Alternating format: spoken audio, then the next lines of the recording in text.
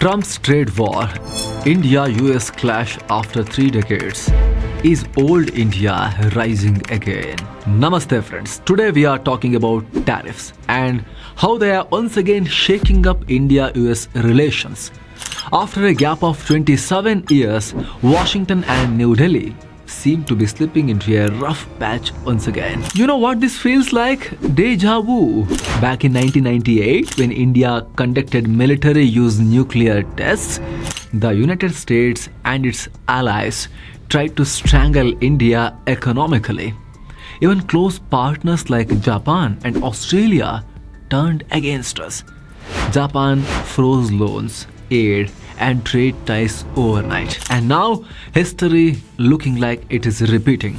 This time, maybe without America's allies openly threatening us. On the contrary, this time they are with us. Because everybody is now equally hurt by Trump's behavior. But for the America, the pattern feels eerily similar. So what's happening? Why are analysts comparing Trump's tariff war to the 1998 nuclear sanctions? And most importantly, how should India now respond?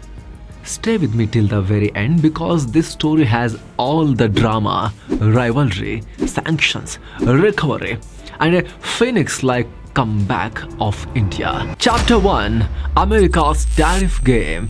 Friends, the United States today playing a dangerous tariff game. Trump has been slapping massive duties on Indian exports. Almost $87 billion worth of goods are under the hammer now. Textiles, jewelry, seafood, carpets, machinery, you name it, it's all targeted. Some tariffs are 50%, some are 60%, and some are even 63%. And the logic is simple. Make Indian goods more expensive in the American market, reduce demand for them, and squeeze India. And Trump isn't even hiding it. He says openly this is pressure on India for its stance on Russia and other issues. The result, Indian exporters are worried, our markets are jittery, often closing in trade in recent days. It is as if America is saying we won't call it a ban, but we will make it impossible for your products to compete in the US markets. Sounds familiar? Yes, exactly like the nuclear sanctions of the 1998. Chapter 2: Flashback to 1998. The nuclear sanctions. Let's rewind. May 11, 1998, India conducted its first full-fledged military-use nuclear weapons test. America went ballistic. The United States blocked India's access to the World Bank and IMF funds. $3 to $4 billion of planned loans were frozen. Infrastructure projects stalled. Military hardware simply was cut. Even allies like Germany, Sweden, Denmark, Canada, and Japan joined in sanctions. It was almost like we see today with Iran, isolated, cornered. But here's the twist. Unlike Iran or Venezuela, India didn't collapse thereafter. Instead, India fought back. Then Prime Minister Vajpayee declared, sanctions won't break us. We have the resources, we have the strength, and we will come back. And he was right. Yes, there was temporary pain. Tejas fighter jet program that slowed down. Nuclear fuel projects were delayed, but India didn't bend. Chapter 3: The Phoenix Moment. Here is the beautiful part. Within months, India began turning the tables. By late 1998 and 1999, America itself realized it needed India, especially during the Kargil War. When war started, for the first time, the United States openly took India's side against Pakistan. By late 1998 and 1999, America itself realized it needed India, a growing democracy and free market economy, a big nation in Asia with more than 1 billion people. So US realized they desperately need India to counterbalance the power structure in Asia against China. So during the Kargil War, for the first time in history, US openly took India's side against Pakistan. Meanwhile, India used sanctions as an opportunity. We diversified trade ties, strengthening partnerships with France, Britain, Israel, and of course Russia. Foreign investments began to flow in. By 2000s, India attracted $10 billion of FDI, foreign direct investment. Our domestic industries, defense, nuclear program and research programs gained a new push. Result, India's economy, which was crawling at 5.8% of growth in the late 90s, surged to 7.8% by 2003. Sanctions had unintentionally made India stronger, more self-reliant and more respected globally. Chapter 4. Lessons for today. Friends, history has a strange way of repeating itself. Back then, America underestimated India's resilience. Today, Donald Trump may be making the same mistake. Yes, tariffs will hurt some Indian exporters. Yes, markets will feel the pressure. But India has more options now. BRICS, Russia, China, Europe, Middle East, and remember, America's own companies can't ignore India's huge market. Even during sanctions, US firms were desperate to sell to India. So, what is India's playbook this time?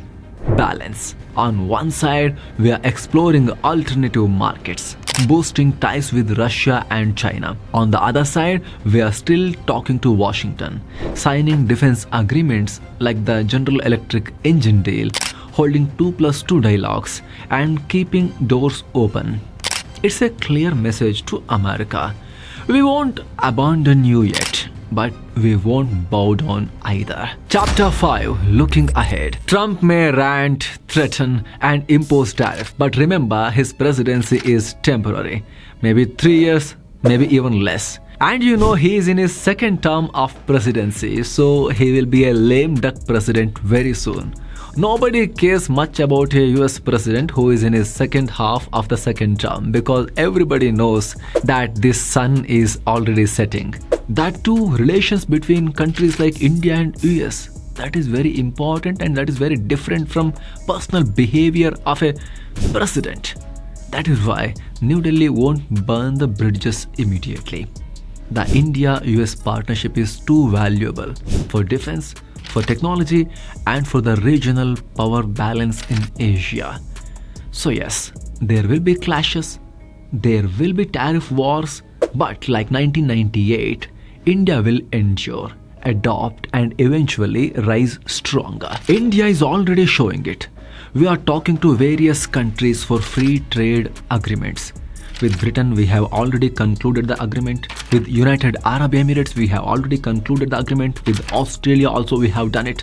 Now, India-European Union FTA is also being discussed, and Indian officials are aggressively trying to find new markets for the sectors which are getting hurt due to Trump's tariffs. If some sectors and some companies of India feel the heat of Trump's tariffs, if they lose American market, so where else they can sell? Can they sell to Japan? Can they sell to South Korea? Can they sell to Middle Eastern countries or Europe? This is the work which is aggressively going on. And India is also aggressively reforming its economy. GST reforms are already announced around Diwali this year. It will give huge push to domestic consumption and demand. And Indian government is also planning to give incentives or loan support or various economic measures to support the companies and sectors which are going to struggle due to Trump's tariffs. So the plan is clear. Mr. Donald Trump, you do whatever you want. For few $1 billion worth of trade with you and your country, we are not going to lose or give up our strategic autonomy. We are too big to do that. So friends, what do you think on this? Are Trump's tariff a short-term nuisance or the beginning of a long-term confrontation? And can India, like in 1998, turn this into an opportunity for growth and independence? Drop your thoughts in the comments. And don't forget to subscribe for more stories where history meets the present. Keep looking for better. Let's meet again. Namaste.